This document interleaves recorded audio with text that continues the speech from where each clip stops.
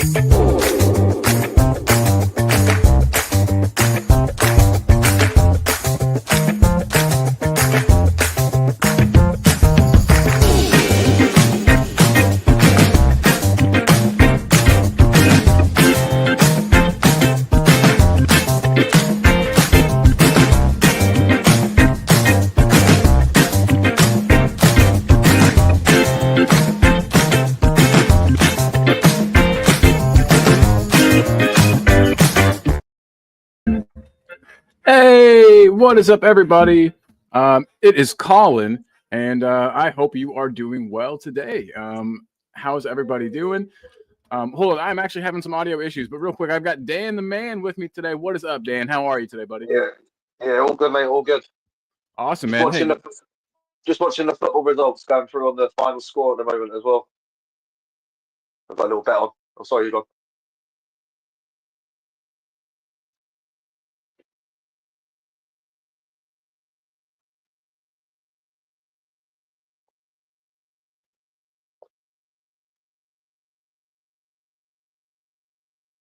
I lost you. Sorry about that. But hey, you said you got a little bet going? Bet? Yeah, well, I've got a little bet. I think it's a fivefold. What have I got? I lost you. Who have I got on there? Ipswich, they're winning 3-1. Ipswich winning 3-1. Who they got? I don't know. I've got a couple of FA Cup games. I think I've got Ipswich winning 3-1, and one of the other FA Cup games are winning. And I've got a Scottish game that's winning. I just need Wickham to beat Preston. I think that's 0-0. And then I need Newcastle to win for 114 quid.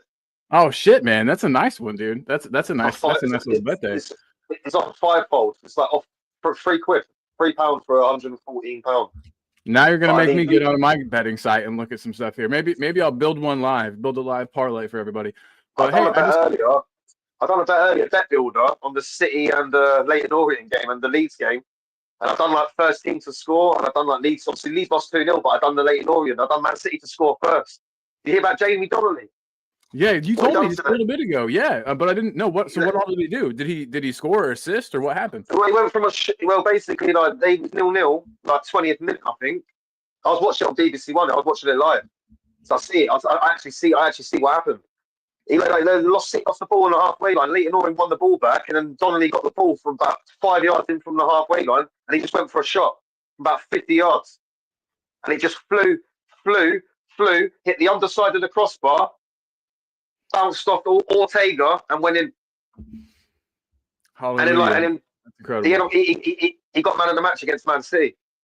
So what did the final score end up being, though? 2-1 for Man City in the end, yeah.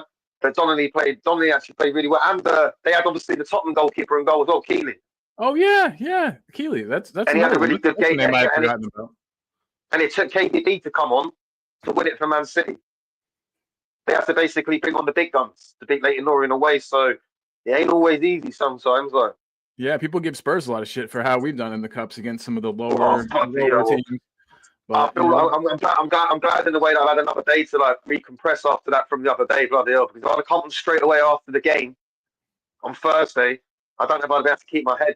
You'd have been fuming, bro. You'd have been crazy, man. Mate, I'm still a little bit fuming now, but so I had a little 24 hours to digest from it. So yeah, no, I'm the same way, bro. I'm the exact same way. I had a friend over watching the match with me, my buddy Nick, and man, after I think the third goal, we weren't laughing, like it was actually funny, but it was just like, this is ridiculous. This lifeless. That performance was so lifeless. I don't even know. It was just like I'm more disappointed than them. I just found it like ashamed by the way they played in that semi-final. Okay, so let me tell you this, or ask you this question, I guess. As soon as Basuma gave the ball away, the turnover where he in the middle of the pitch, it was just an errant pass, went straight to a Liverpool player, and then they turned around and scored within 30 seconds. And as soon as Basuma gave the ball away, and this was their first goal, I knew they were going to score. I knew for a fact that we were getting scored on there. Could you tell? It just looked like players' heads dropped, their shoulders, and it just looked. I know they're going through this little run where they've had a lot of had to sap a lot of energy the last few months, but like semi-final, the heads dropping, it's still 1-1 at that stage.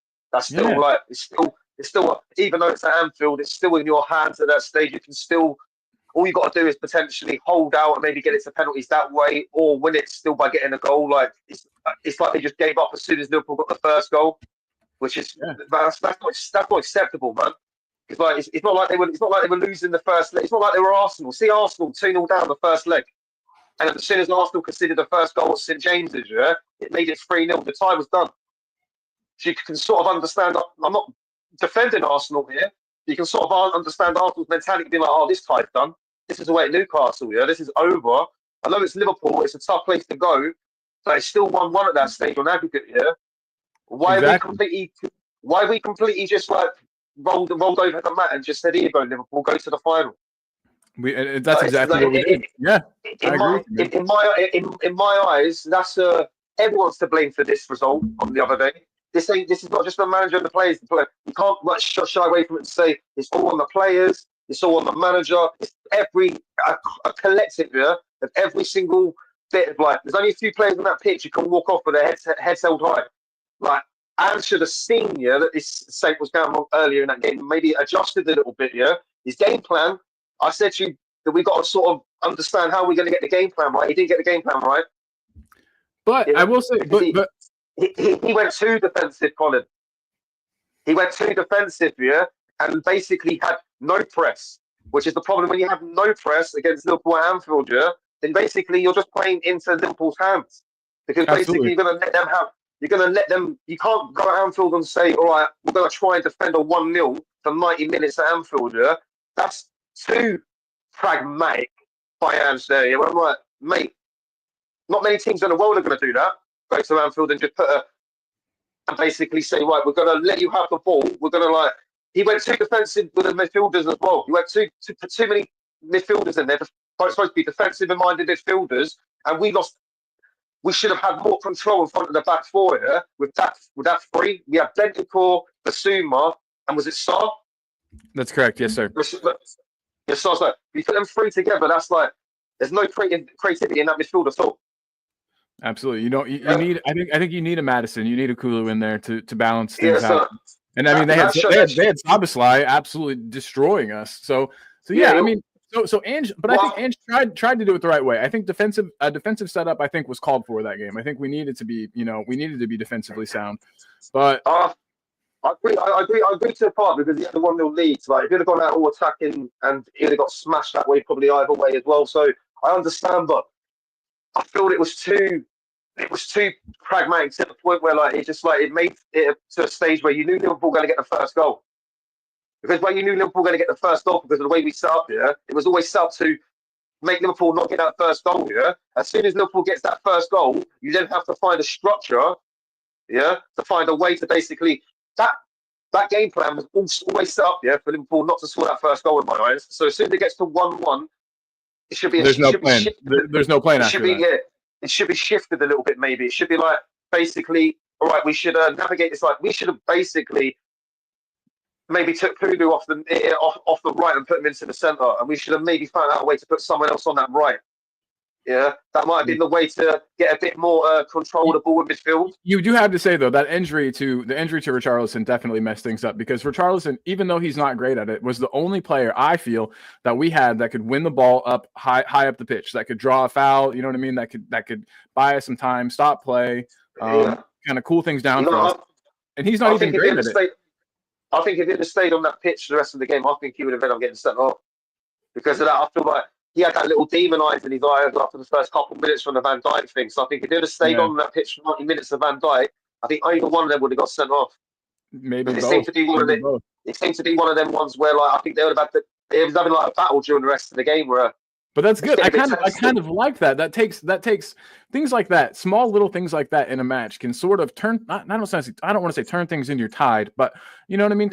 It can change the game. I'm not even joking. After they scored the first goal and looked like they had control over the match, I was calling for somebody to just absolutely foul the shit out of a Liverpool player. Like just take the yellow card. A scuffle, a dust up, get players in each other's faces, something like that, just to break up Liverpool's. I mean, they had complete and total ownership of the match at that point. We just let them have the flow of their game at their home grounds, like at Anfield, which is like as soon as you let them flow the game at Anfield, you're in trouble. They'll do that to any team. They do that to any team at their place in world football. That's the problem there. So like that's where like. Oh man, that's what's defeatist about it. It's like not even having a shot in the second half, man, in a semi-final is full on embarrassing. Like how can you as a team can you like even go to your away fans at the end and say, look, we tried in the second half, we're not even having a shot. Like that is like shameful, man, to a point where like just go for it in the last like second half. If you do get smashed in the way, like we're getting smashed anyway. Yeah. So like man, that's the thing that annoyed me is like how bad we limped out of it. We didn't just like we ashamed ourselves in that second leg, man. All the good work we done in the first leg got completely undone in the second leg. That's the thing that annoyed me. It was like if we took a 2 or 3-0 lead there, with that mentality and the way we fell apart, that wouldn't even have been enough. That's what I mean. So it's like we could have took a 3-goal lead there with us, and that wouldn't have been enough still. Because if the way we like. The thing games in the Premier League, where we've given Liverpool good games over the years, where we've had like 1-1, 2-2 draws under Poch, even under like Conte as well, where we've given Liverpool good games on the counter attack. But like we've always had Harry Kane in that team. I don't like using Harry Kane as an excuse because I've always said you can't use one player as an excuse. But for this sort of game, he's perfect because he's on number 10 as well. He can play the number 9 and the number 10 role. So then what you do is you'll have him drop deep here. And then you'll be able to get the little bit best out of Son. Because when you could he occupies defenders and leaves space in behind. Yeah, for sure. Son's only a good player now when he's in behind now, man. But I think people have to realise if you give him time on the ball, he's ineffective. Yeah, when he's in behind 1-on-1 with a goalkeeper on a transition, that's where Son's like deadly. Now when you put him like in front of like 2 banks of 4. And he has to try and do something there. He can't do anything like that anymore, man. And it's horrible to watch now, man. It's actually horrible to see it because I was one of his biggest defenders. Same. And I can't even defend like how the drop off like, what he does. Like, it's all round play. And the thing that annoyed me about him the other day, man, is like we're losing. If you're having a bad game as a player, you're still the captain, yeah. So you've got to have like 2. It might be he can't take the 2 roles, but you got to basically realise if you're not having a good game as a player, you're still the captain. You still got to show up as a captain, yeah. And he shies away too much, man, especially this season. There's been too many times where, like, I was so disappointed with his performance the other day as well, as a player and as a captain as well, because he should have been able to rifle them players up a bit. That's a semi-final, man. But them players that, like, they were, like, spent for the energy or they were spent because they didn't think they could go on and win this game. And that's partly to blame with the captain as well. If the captain can't get the players' mentality right back in the match to think like we're going to try and turn this back around here. So I mean, Son isn't the right in my eyes. He's not a leader. He's not a proper full-on that sort of leader. He's a leader when like it's going good for you, sort of thing. Right. When like the going's good, but when it's going really bad for you, he's not the right sort of captain you want, man. That's not a bad thing on Son. That's just like he's not that sort of captain. He's just gonna like tell players they're playing rubbish when they're playing rubbish. Yeah, he's not enough of a jerk. You kind of need somebody that, I don't want to say a jerk, but somebody that can tell it like it is, isn't afraid to hurt people's feelings.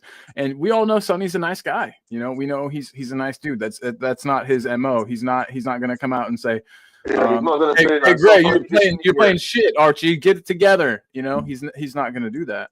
Sometimes you're just always going to defend the play. Like you're going to defend. Obviously, just to let you know, Colin, because I know you hate this team. MK Dons are losing 1-0.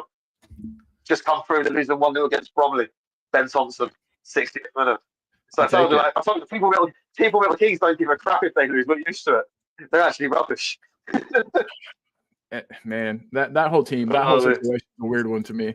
But yeah, good deal. I'm glad they're losing.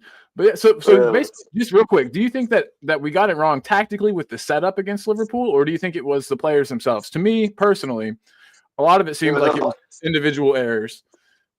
But yeah, well, Basuma for the first goal, again, making an error, like usual, like he done in the Arsenal match. They at the start of that game, when it was going in our favour to start off with because we were winning, and then he went and he lost the ball there, and then he lost the ball. That pass was a joke that he gave away the ball for the first goal the other day. That's a simple 5-yard, 10-yard pass to Papassar. All he has to do is play it in front of his feet, into his path here, and Papassar's on the run. It turns into a potential counter-attack as well. He passes it behind him when Papassar's on the run, and he goes straight to their player, and Basuma's in that half right turn sort of situation where he's passed the ball, so he hasn't even reacted to the point where he's lost the ball either. So they're completely through. And then one little pass to on the wing, and they were like, so I mean, Kinski didn't hold himself in glory with that first goal either. Very true. He should have saved that. He should have saved that gap post shot. If you actually watch that, all he has to do is put his hand out more to the right, and he saved that. I don't know what he's doing. He doesn't put his hand out a lot. It's like he reacts and he goes to save it, like dive, and he puts his hands out like not like out like dangling. He puts them like out downwards. It was weird. He should have just put his palm out, his right hand out, and he would have saved it. I don't know if he didn't react to the split second. But when I actually watched it on the replay, I was disappointed that first goal went in. Yeah, but we got to remember Kinski's a young dude. I mean, I know that's not an excuse.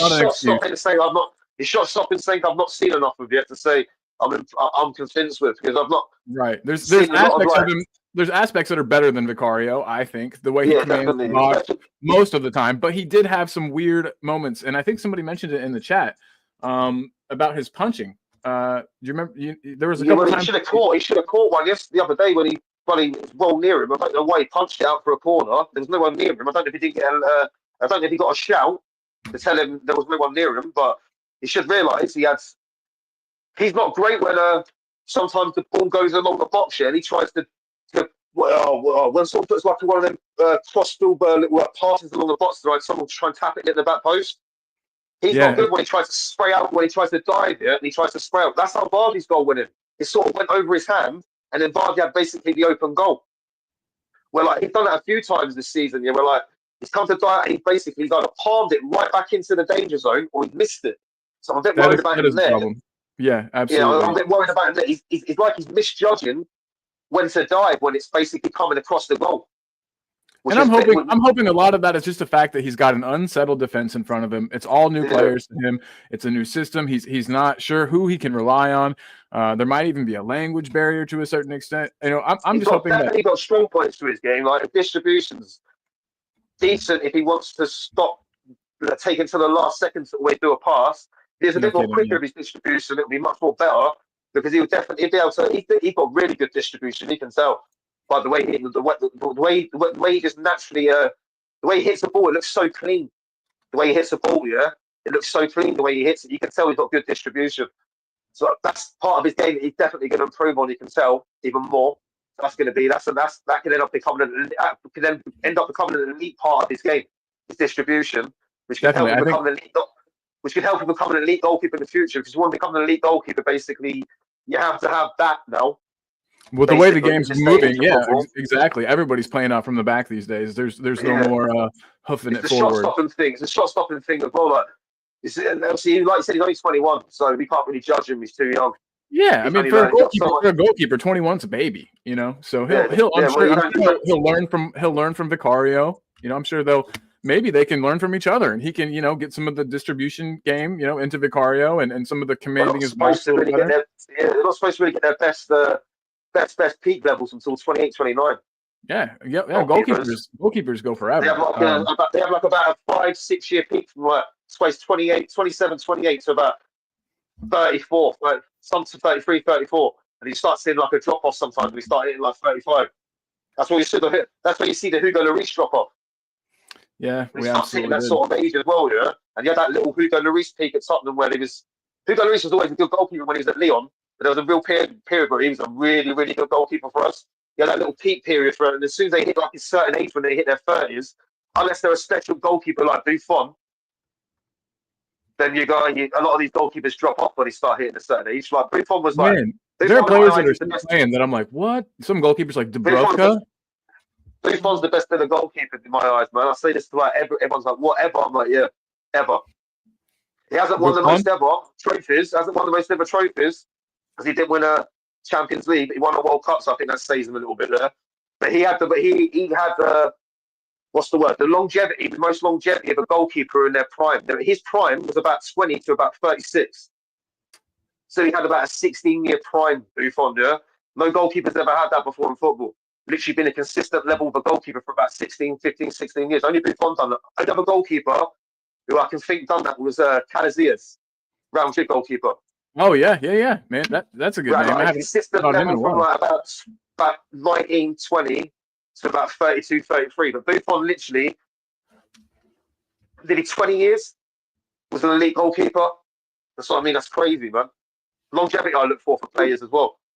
Yeah, absolutely. Sorry about that. I had to plug my computer in. It was going to die. But waiting for that Wigan goal. That's still 0-0. Come on, baby. I don't even know what the score is. I'm looking at the score. Like, I don't know what the score is yet. I'll probably one of the other teams will score. Just as Wigan score, one of the other teams will let me down. That's always happens. Always absolutely, happens, man. Yes, sir. I see. I'm bad about not cashing out. Sometimes I should cash out early. You know, like I'll have like a 6-leg like parlay going, and all 6 teams will be, you know, winning, or the results will all be going the way I need. And instead of cashing out and getting some money, I'm like, oh, I'm gonna hold out. They're gonna do it, and then inevitably one team shits the bed. Yeah, so maybe cash out early, man. Yeah, try and cash out for an extra, like holding out for an extra 30, 40 quid like that. Now sometimes I take it now. I'm taking it. It's not worth the risk. Exactly. I love a good bet. But man, so basically, you think it was probably a combination of tactics and individual errors, would you say, in the Liverpool match? Well, the first goal was definitely the individual error. There's no way around the first goal. That wasn't so much on tactics. The first goal was individual. When your player loses the ball on the centre, around the central middle of the pitch, and you've got like when you're about to start a transition, that's when you're about to start your counter attack, and you've got like a situation where basically all your midfielders are spread out, and then it's like a situation where they could basically get through you in one pass. That's basically Basuma, that first goal, and a bit Kinsley, because maybe you should have saved it, but a lot on Basuma. Oh yeah, almost entirely on Basuma. Yeah, the other goals, man. It's just like you can't really like mishmash them into more than just like they were inevitable. It just felt like they were always going to score goals in this game. When I just watched how the game was planning out. Do you think maybe we should have gone in more attacking then, and tried to score as well? You know, if we knew that we weren't going to keep a clean sheet, it stands to reason that maybe we should have gone more attacking. They set up in midfield, made it basically impossible to transition on the counter. That's what I don't understand about having 3 like defensive and minded midfielders. Yeah, is that none of them are really gonna like until Bergvall come on and started turning on the ball. I was going to say and running with Bergvall the would have ball, even yeah. been a better idea because Bergvall can play the defensive side of the game, but he's also got creativity. He's got ability to move the ball up the pitch, you know? So, Because yeah, I Bentancur, agreed. Basuma, and Sarr, they ain't good enough at it. None of them are good enough at doing it. Sarr, yeah, can run with it, yeah, and eventually he'll either run into like a traffic or pass and lose the ball. He's really bad at passing. Sarr, it's one of his Yeah. worst parts of his game. Basuma, like, I'm not gonna lie, I can't deal with Basuma anymore. I don't want him in this football club anymore, man. I It's don't simple either. words. I don't either. And the reason why I don't isn't because I think that he's a terrible guy or anything. It's just that I know for a fact he's a better player than what he's He showing at makes too many Spurs. mistakes. Well, and he didn't used to. At Brighton, he wasn't that type of player. So I'm not sure if just the system we're asking him to play isn't something he can do. No, he's making To too me, many it doesn't. different individual errors to say just all the system, man. Like 1 minute Yeah, he's losing the ball, 1 minute he's losing the ball on his own box away at City last season when he's literally just got to pass it to the right, an easy pass. Is everyone going to blame that on the system? Not really. And then when you start losing the ball away at Arsenal, that you can blame that more on the system, yeah. Because the problem is we had too many people up there, and as soon as he lost the ball, we was in a position where it was literally on a 3-on-2. So maybe Anne shouldn't have his left back and wing right back up there so high sometimes, yeah. But can you blame for Basuma losing the ball that all these ones he's making too many errors in different parts of the field. For you just to say people to say, oh, it's just on the system, yeah. 1 minute he's losing it in the halfway line. Like yesterday or the other day, he passed it. Something he misplaced the pass. Can you blame that on the system when he's misplacing a 5-yard pass? Then when you see him lose the ball on the halfway line against Arsenal and it starts a 3-on-2, that's more maybe half and half the system and half his fault. Because we shouldn't set ourselves up if we lose the ball there. We're so open. But he makes too many of these errors, man. And he's disciplined as well, where he's getting like the penalty against Chelsea this season, where he didn't have to give it away. yeah. Him and Sarr gave away 2 stupid penalties. People not forgetting about like he's indisciplined at times. Yeah, he's not good enough, man.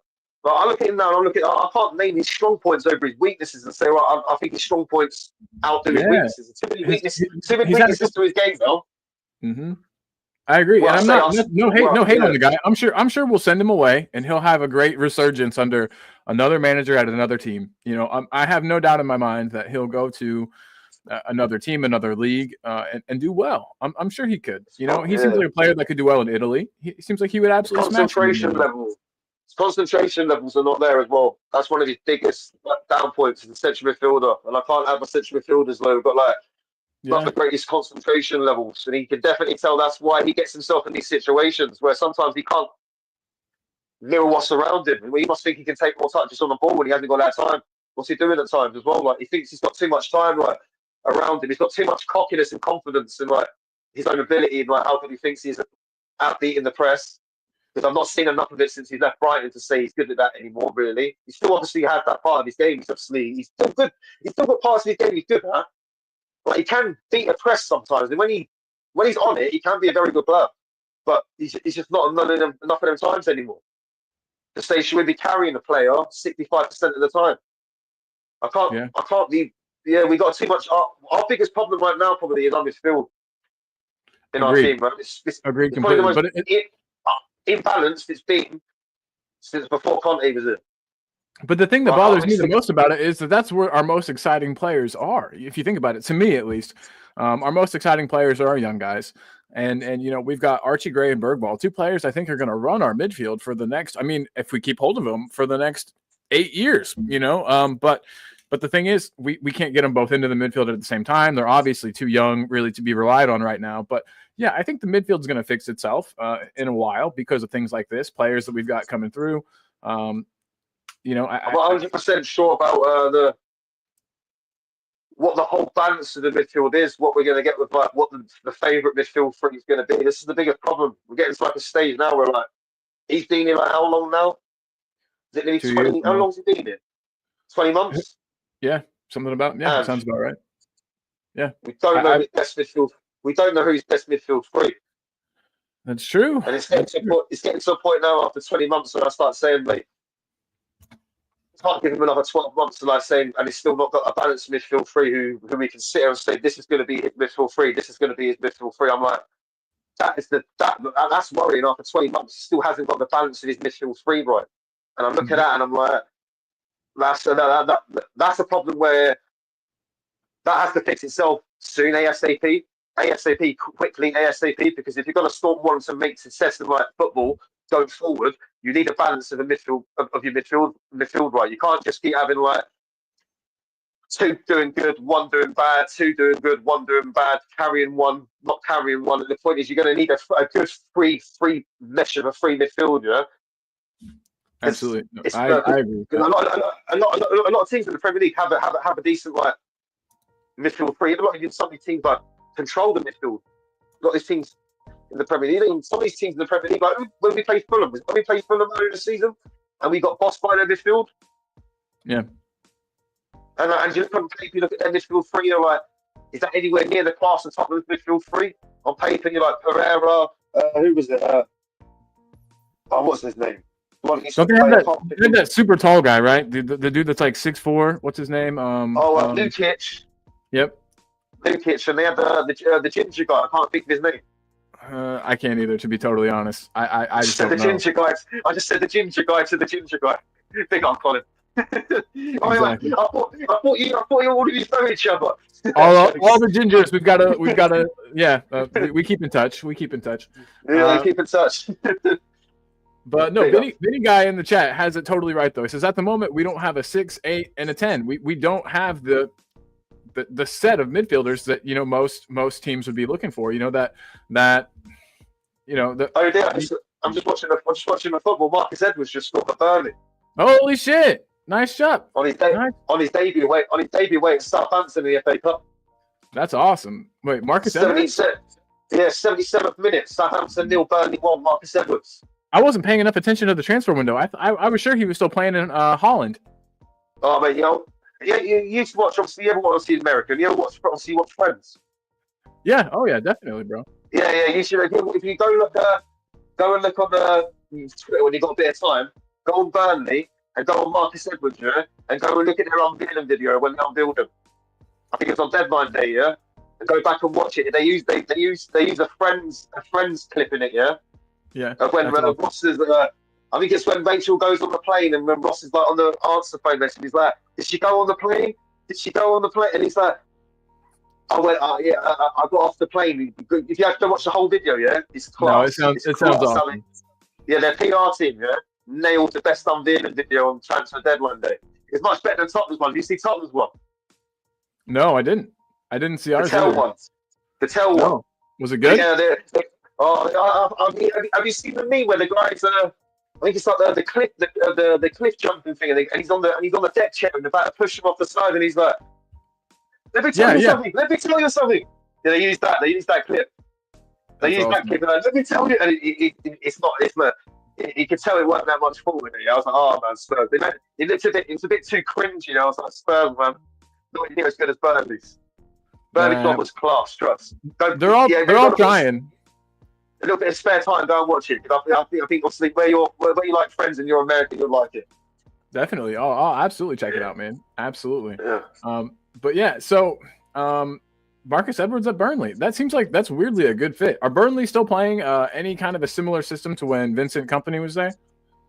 Do you know? Like, do they look like they're still playing pretty? Parker's their manager, isn't he? Oh my God, you're right.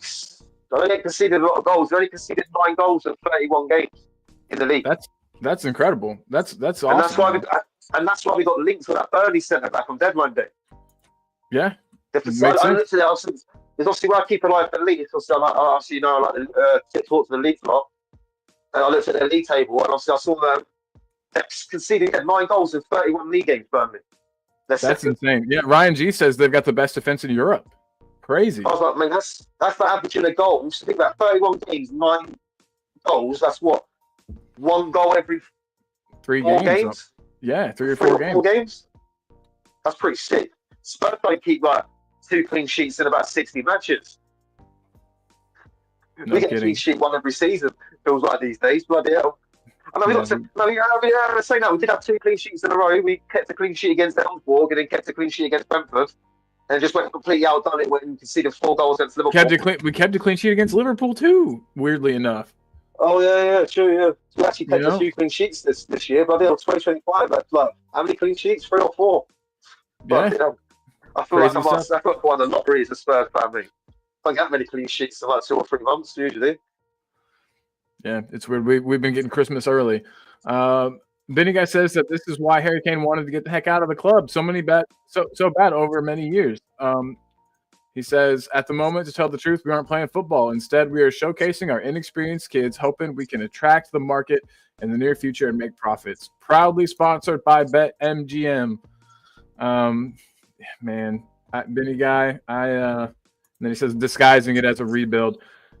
Man, I don't know if I 100% agree with that. I don't know if it's that dark. I honestly do think that at least Ange is trying to perform this rebuild. I know that and I'll say this, Dan. This kind of makes me sad because you know me as much as anybody. I want Ange to work really, really bad. Like, I like the guy. I like his personality. He's a guy that wants to be at Spurs. We've had 2 managers in the past before him that neither of them wanted to be at Tottenham. They both seemed like they were doing us a favor by coming to our club. Whereas the manager we have now is proud to be here, and that means something to me. This club means something to me, and I'm proud of it. So I want our manager to also be proud of the club.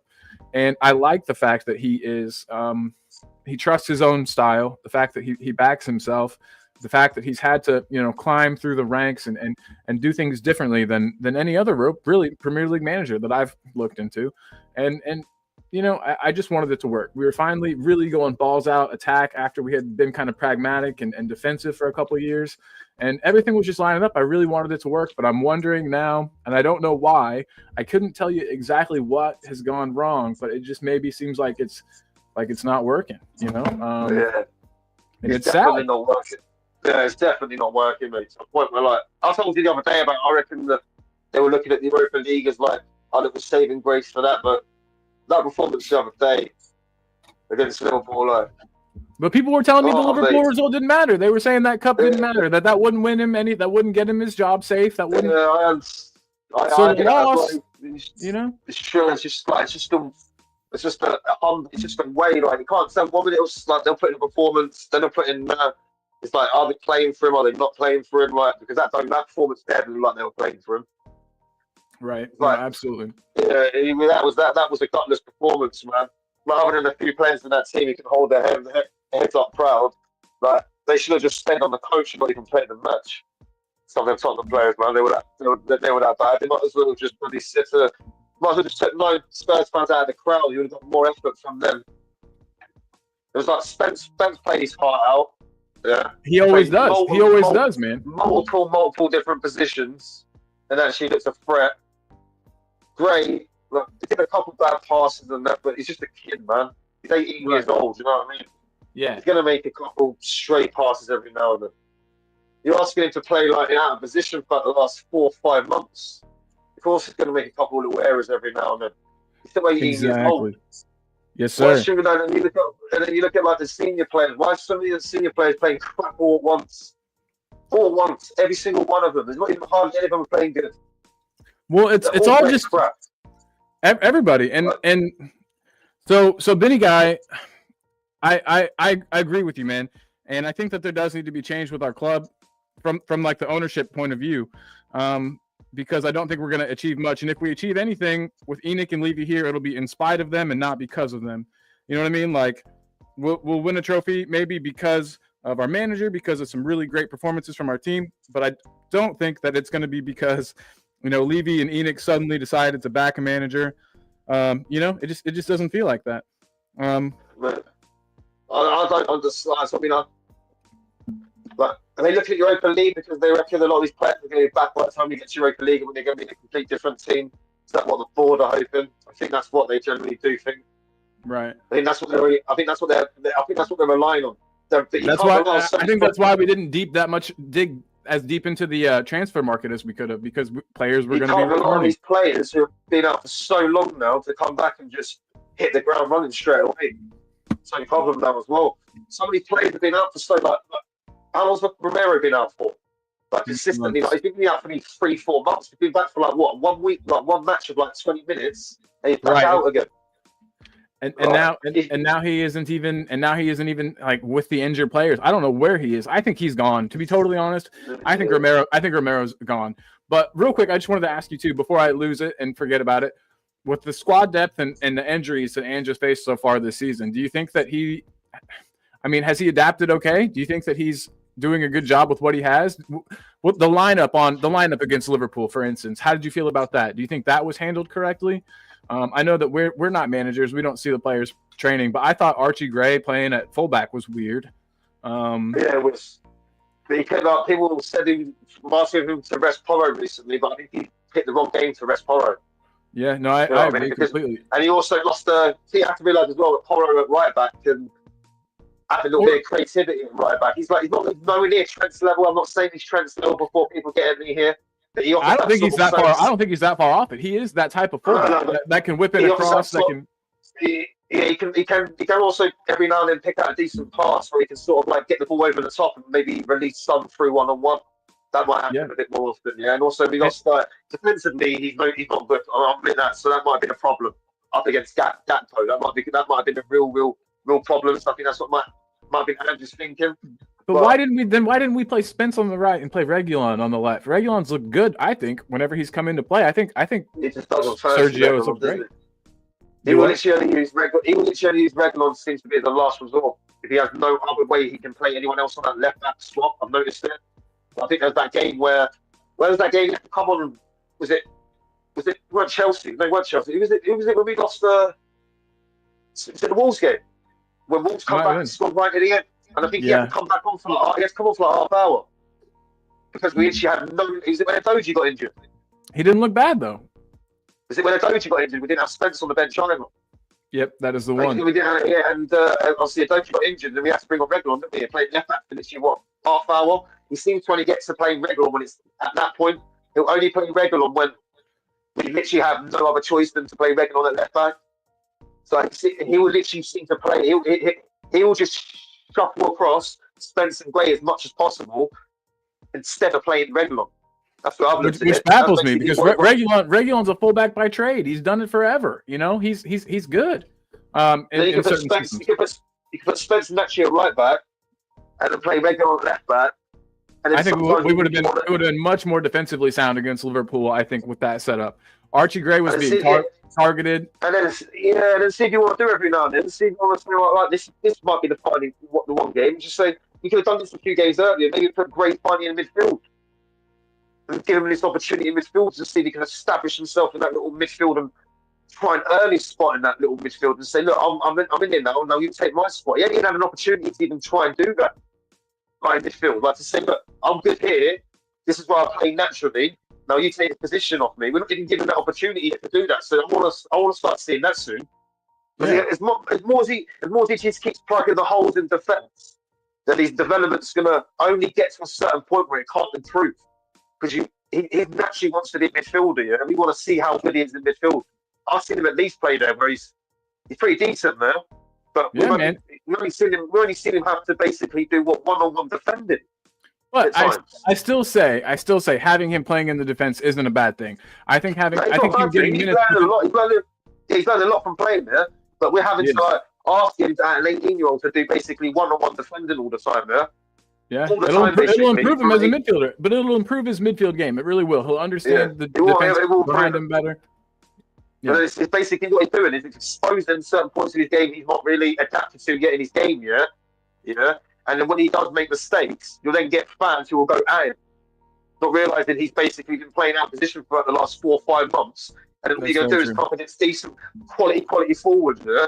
It don't matter how good you're playing for like 87 minutes, yeah. They can spot sometimes that, look, this guy naturally isn't accustomed to playing here. We can get him on this little bit of the pitch here, or this little side part of his game here. Trust me, he's going to learn parts of his game as well on the job. That's what I'm saying as well. He's still learning parts of his game on the job, actually. He's 18 years old. Yeah. As well, that's what I'm saying. That's what I'm saying. He's been one of the only plus points for me, him and Spence, and a few others in these last 3 or 4 months. Absolutely. So basically, like to say that, yeah, like, because which is sad. Not more games. Yeah, which is sad. It's sad. It really is sad, isn't it? So you got 18-year-olds basically being the best players in our team. Like The bright spots your entire season is an 18-year-old playing out of position and doing surprisingly well. Yeah, I agree, man. Real quick, we got David Clark in the chat. Big up, David. He's saying, how deluded do young Spurs fans have to be to think that buying young talent into our club and thrusting them straight into the first team, it's a recipe for certain failure? And David, I don't know who you've seen asking us to do that, because all of us are kind of on the same page as you, my man. I don't think that we would be playing nearly as many of these kids in the first team if we didn't have 10 first team injuries. Dan, I don't know if you agree, but I definitely think a lot of these players would be getting a lot less game time if we had, you know what I mean? Unless you got the class of '92, which is like impossible to have that class of '92. You ain't gonna just go straight in and win it with the kids to start off with. It don't happen in football. It's basically near impossible. You have to blend them together, and you get that little recipe after 4 or 5 years, and then you start seeing the real grease in it. Yeah, but it ain't gonna happen straight away to start off with. That's a guarantee. Unless you have a core of great talent coming through at the same time, like Man United's class of '92. And basically, that don't happen in football anymore. I was going to say that the stars aligned for that one, and I don't think they're going to do it again. Yeah, it just doesn't happen. It just doesn't happen in football. Full stop. To get like 5 or 6, yeah, all that good, all that ability, all at once. It's basically near on impossible. Absolutely. You're right. There needs to be senior players blended in with the young guys, so that they can learn off of them. I mean, it's just the way that it goes. A lot of these players, like I said about these saying about these players with the injuries as well, about these kids. A lot of these kids might not be playing as much if they were players injured as well. So that's what I'm saying. It's sort of getting forced on maybe these youngsters playing this season as well, because obviously with the injuries, so you can't really tell like when they're back what's going to happen. Like I can guarantee you, it's Gray going to start, and I like Gray playing defence here. But as soon as Mandanda and Romero come back here, and he has that all established back four. So I always see Gray play midfield because I want to see him establish that position and try and get himself in there, because when all the players come back naturally into their positions, that's the position where he might have to get into. Because I think that's well in balanced our midfield as well. Yeah, it would help. Our midfield is terribly imbalanced at the moment, like you said earlier. 100% agree with that. David Clark, our resident Leeds, our resident Leeds info man. He says, where's the confusion about Gray playing right back? Because that's where he plays. When Leeds dominated games, he played an advanced role from fullback, but played very few at the defensive midfield position. I know he played, I thought it was about half and half, but I could totally be wrong, David. But yeah, and you pointed out in your next comment, which is exactly what I was going to say. He maybe is a right back, but you wouldn't think so for Liverpool's first goal because he went missing. And I think he was targeted during the game, David. I think that Liverpool viewed him as a weak point, and I think they got a lot of joy down his side. So he might be a right back. He doesn't see himself as a natural right back, though. Gray, he said himself, like, if you look at parts of his game, he's got parts of his game that could make him a decent midfielder as well. Because he's good with the ball. He's pretty decent with the ball at his feet. He's pretty decent with the ball at his feet, and juggling onto both feet as well. Like, and just, I'm not convinced of him one-on-one defending.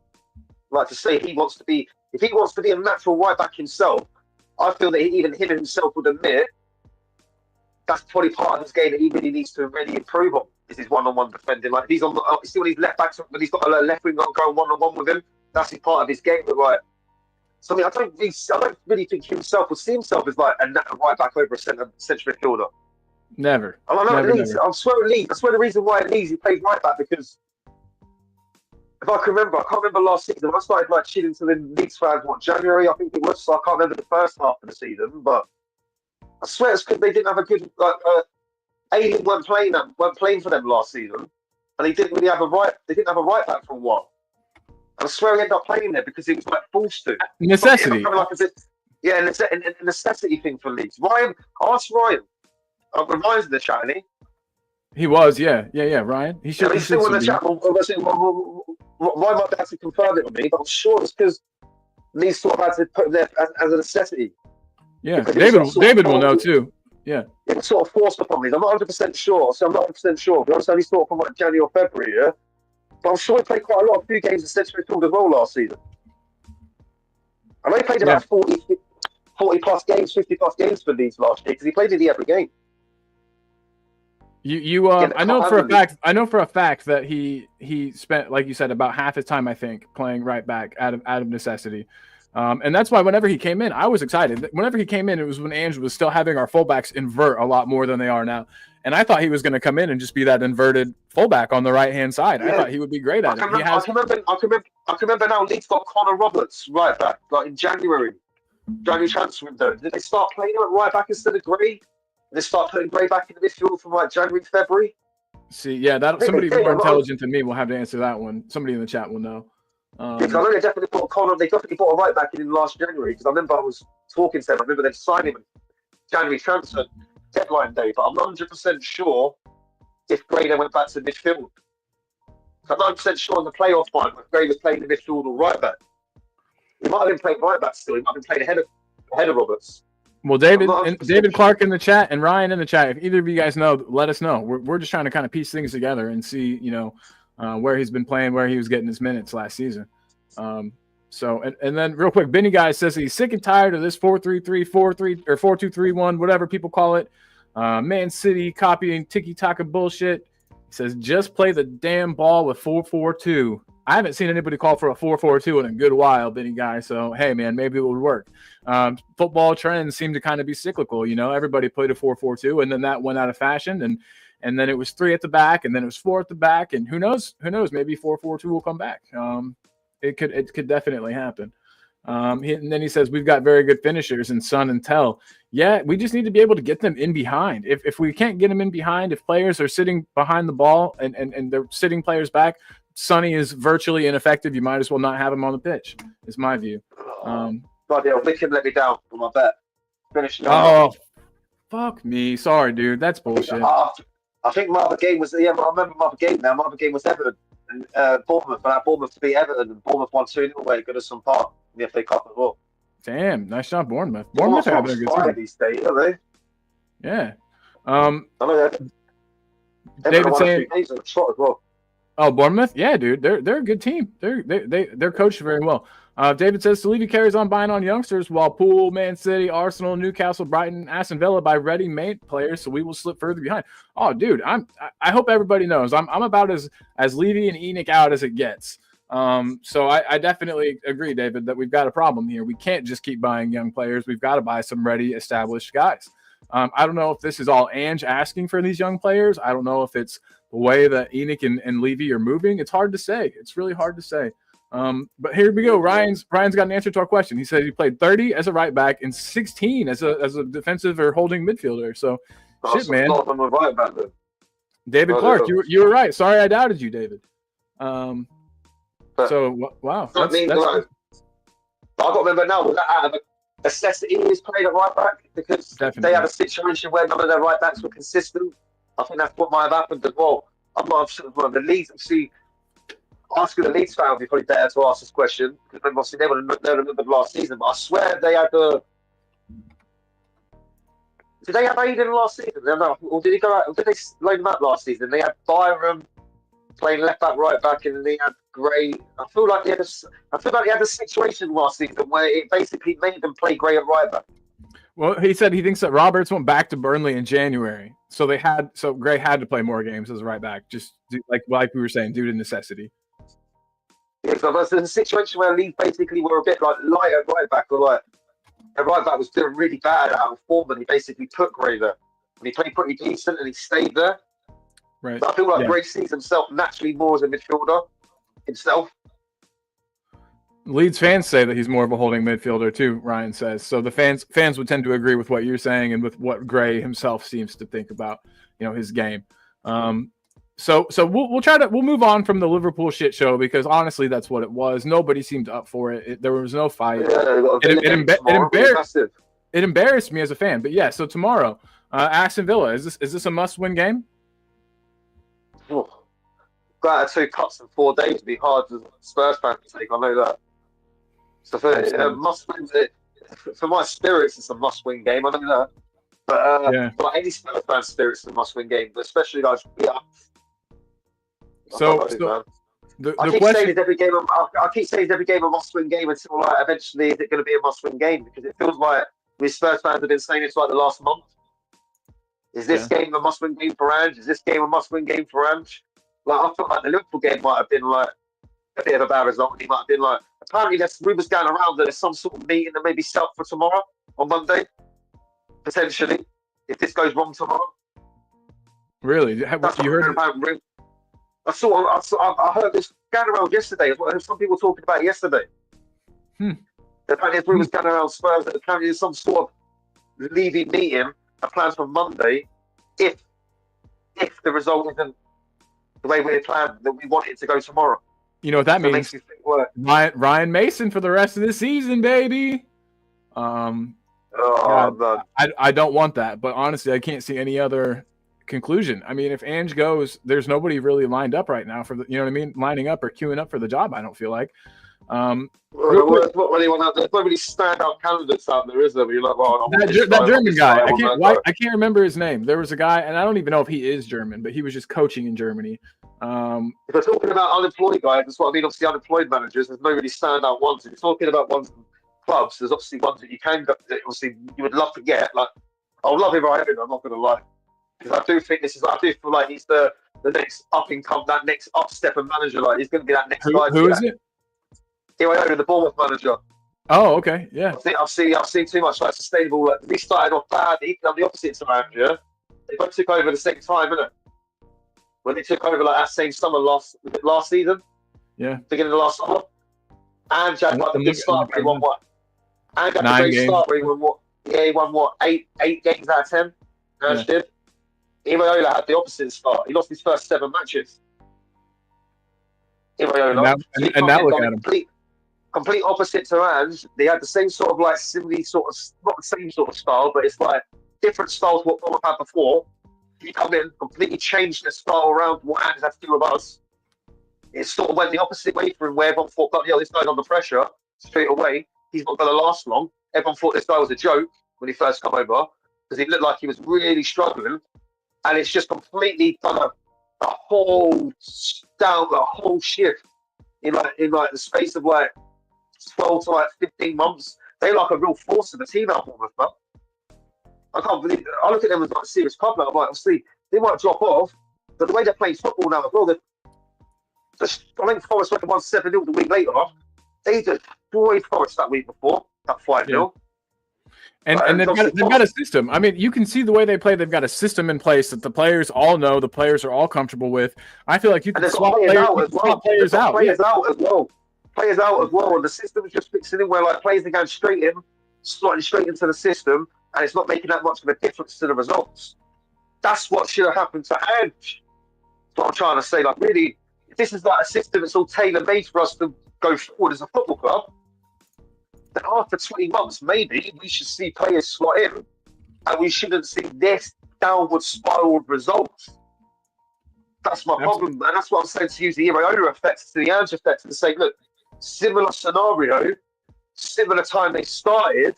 Iraola has injuries, players come in, you start seeing not a downturn in results, how you're seeing with us. And it's not as bad a situation in the Bournemouth as it is with us, but Iraola is nowhere near experienced as as a manager, but as managed. But if you look, Joe, what's the one thing that Iraola's got over Ange? That Ange has not got top level league experience in Spain that Ange never has. Ange has only ever managed. That's what I'm saying. This is why people think this is me criticising. I like Rangers. I'm not going to diss Scotland to the point where I say it's completely crap. Yeah, it's not a top league. But my only argument against that is that whenever he was playing in these leagues, or coaching, I should say, in these leagues, it's not like he was coaching and had the resources of Barcelona or something, while everybody else had the resources of like Burnley. You know, everybody was on a level. I mean, okay, in Scotland, not so much. He was obviously at like the top team in the league. But I mean, in Australia, in Japan, a lot of these leagues, Australia has a salary cap, so it's not like he could have been working with a better team than anybody else had. You know what I mean? I understand. Yeah. Yeah, but is he much more better than these level coaches that he's going up against in Australia? That's my problem. That's what I'm saying. My problem is that as well. That's what I said this comment earlier, and I think people take it out of context on another channel. There's a reason why no Australian. This is not me dissing Australia before people say this is me dissing Australia. This is me just pointing out facts. The reason why Ange is struggling, the Australians, there's the reason why there's no Australians have managed in the Premier League before, because the level of the Australian managers is not really good. And people can turn it back around to me and say, well, what English managers ain't that good either. Yeah, they ain't good. Go around and look at all the English managers in the world in the Premier League, yeah, and you could probably only name 1, 2 who are good. Eddie Howe's one, and I'm trying to think who else is good. What would you say? Graham Potter's half decent. Graham Potter would probably be my other choice, yeah, if I had to pick 2. I'm English, and I'm saying the English managers are crap. So that's not me saying anything bad about like Australia. Saying I think they're just crap like as a nation. It's just for the level of managers. You look through. This is me big up Jose now. Spain have great quality level managers. It's just a proven fact. You go look at all the managers in Spain. Like, I don't like big up Arteta, but he's a shite manager. He's still a decent level manager. You got Arteta, you got Pep, you got what? Who else you got? Like you got Iraola. You know, it's all the thing, all the common thing. Dynamic. They're all Spanish. Like they seem to be like obviously Portuguese managers, Spanish managers, Italian managers, and German managers. It seem to be like the best sort of blend of managers in the last 10. The managers seem to work in this country. I've noticed it. It's like obviously Benitez did all right in Liverpool. Spanish managers, well, never won the league, but still done all right for a period. You go through and look at it. Italian managers done well over here, like Conte. Portuguese managers done well over here, like Mourinho. Like it seems to be like the only. It's not me. Obviously, France manager as well, like Wenger in the past, but like British managers seem to never do well over other than obviously Alex Ferguson. Alex Ferguson's the only thing that keeps British managers alive in this country. If it weren't for Fergie, British managers would have the worst reputation in this country. Bloody hell. But in league football, anyway, in league football, obviously Bobby Robson is probably one of our best natural English managers who've done all right abroad as well. Because he's done all right at Barcelona, he's done all right in Portugal, and he won't a rubbish manager at Newcastle. He's done really good at Ipswich as well, Bobby Robson. So like, he's probably one of our top ever English managers, man. And he didn't do bad for him in the night. We got us to the World Cup semi-final as well. There's not a lot of good English managers. That's what I mean. That's not me just taking it. The level of managers in Australia, like compared to like Italy, Spain, France, Germany, England, you can only go up against what you go up against, isn't it? That's true. And you can only So. But you also have to think about too. It's not like Ange. I know Ange is an Australian. He's from Australia, but he's also you know what I mean? He's also Greek, right? I mean, he's. Yeah, I know him, but if you think about it, obviously he is Greek, but a lot of his culture, a lot of his learning, a lot of his trade has come under the Australian. Very true. Pyramid. Yeah, it's like. But he was a player under. Why can't I think of the fellow's name? Who was his coach? He appreciates both of his roots, though. Obviously, he embraces his Greek roots and he embraces his Australian roots. Obviously, where he's obviously lived overseas. You can see he's part Greek, part Australian, isn't it? But a lot of his education in his life has come in the country of Australia, isn't it? You know what I mean? That's a lot of. So it's like Puskas, that's it. Puskas, the Hungarian guy. Yeah, he doesn't get much better than that. I know that maybe as a coach he wasn't the same level as he was as a player, but even rubbing shoulders with that guy is incredible. You know, was he the one that played for Hungary and then played for Spain? Oh, he played for two different countries. Played for Hungary. Is he the one that played for Hungary first and then played for Spain after? I know for a fact he was Hungarian. I don't know. Yeah, there's a Real Madrid legend. One of them that played for one of their country they were born. They ended up playing for Spain later. I don't know if it's Puskas or someone else. I'm checking it right legend, now. So I don't think that he ever played for Spain, but he did play for Real Madrid.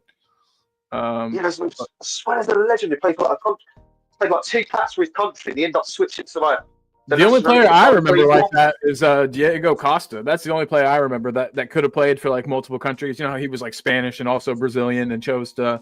I think Costa chose to represent Brazil, didn't he? I think it might be a Savio. I think I just got it wrong. I think it's a Savio who plays for Portugal. I think that's who it might be. I think he might have played for his country first and then changed to Portugal after. I might be wrong, but I think it might be a Savio actually. That makes sense. I can see that. Yeah, he was quality. I could be wrong though. Well, guys, everybody, Dan, I hate to do this. I got work in 20 minutes-ish. Big on, man. So chat for a minute, oh, always. And I'm going to do another show tomorrow before the match. So maybe if you want to jump on that, that would be cool. Yeah, what time's the game tomorrow? What time's the game your time? Let me check it real quick. It's 5:30 my time. How many hours are you behind? Are you behind us? 6 hours. So it'll be on for me at 11:35. Yeah, Oh, that's it starts 5:35 for us with the 11:35 for you. that's perfect for me. So yeah, I'll probably do like something pre-match, maybe around like 2 hours before the match. If you want to jump on, man. Yeah, I'll pop on, mate.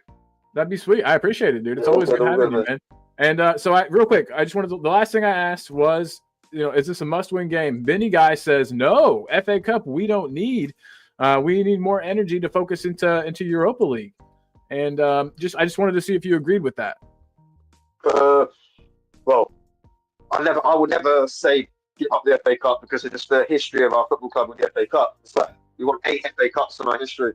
It's a trophy we won the most ever times in our history. So like, I will just never refuse to give up this competition, no matter it don't have the loss that it once had before.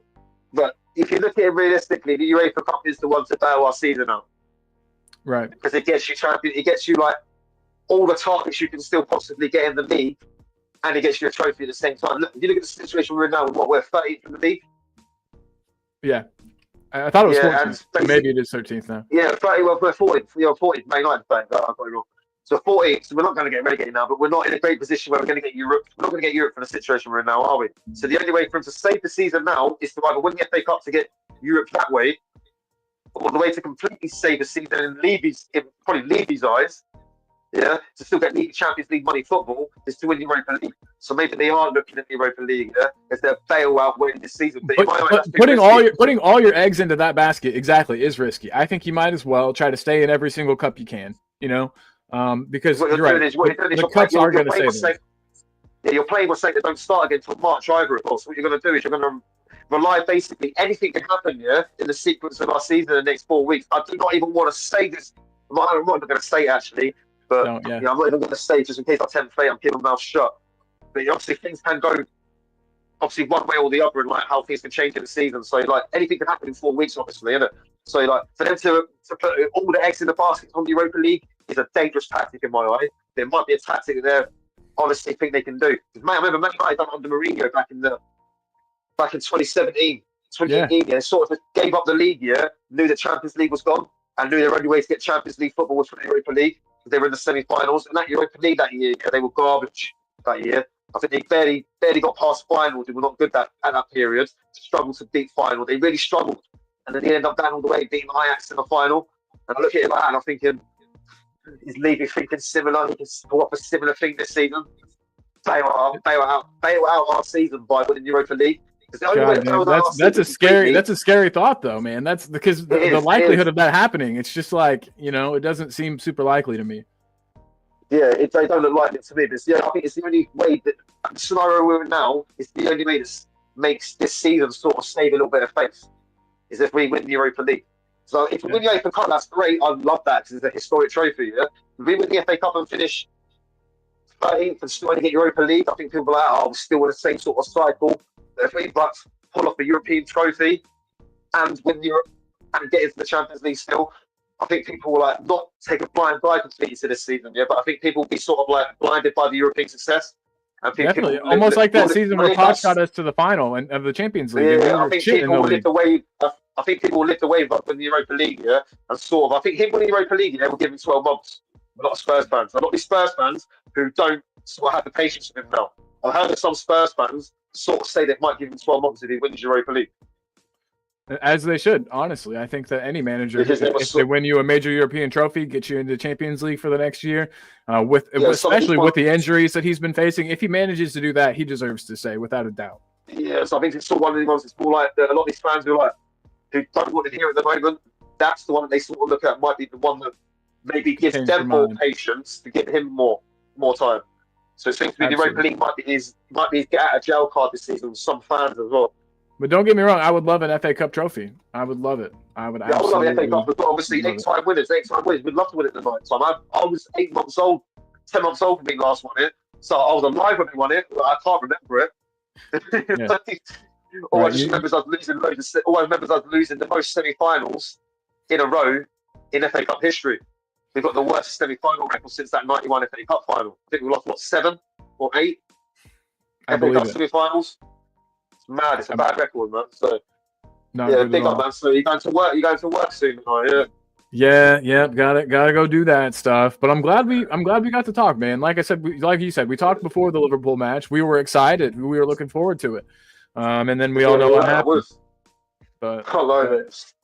Oh, that we was a learned proper downbeat and turn to the game, wasn't it?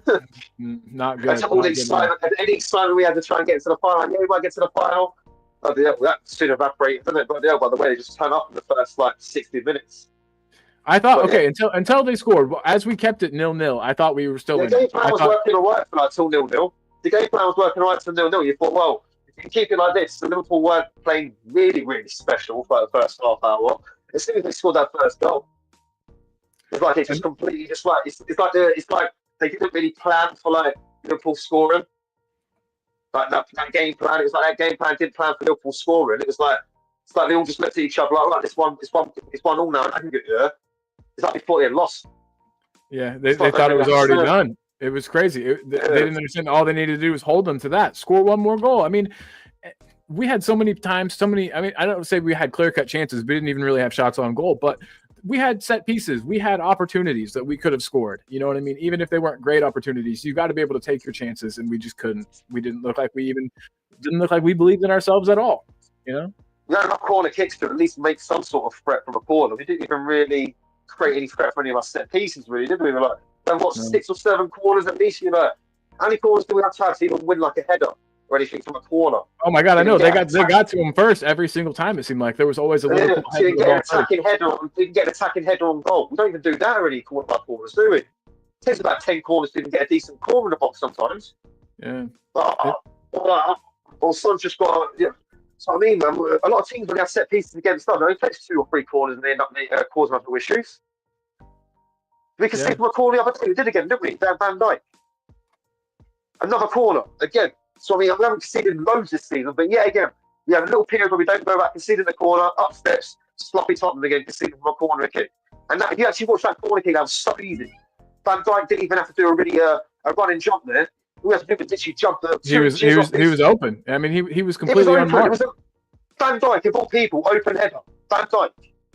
Well, that's because the team had already completely given up at that point. You know, we were already packing our bags, we were thinking about the next day, training and day off. You know, what was happening the next day. The players were done. Yeah, sure. They didn't sort care. Of came in, didn't they? Yeah, spot on, mate. Yeah, but all right. I really better go. But I just want to say again, Dan, thank you again for tuning in. Not tuning in. Shit, I'm retarded. Thanks again for being here. And thanks everybody for tuning in. And I'm gonna play us out with the Keeper West Ham song, and then I'll send you the link for tomorrow, buddy. Yeah, see you later, mate. Yeah. All right, see you, man. Thanks again, buddy. Right, see you later, mate. See you later. See you later, everyone. Boom. Oh, too big. I'm too big. Again, I just wanted to say thank you to Dan. Thank you to everybody who's tuned in. I appreciate everybody. And yeah, I will give everybody a little treat, and I'll play us out with the Keep or West Ham intro. I know it's everybody's favorite video ever made on this channel, mine included. And so away we go.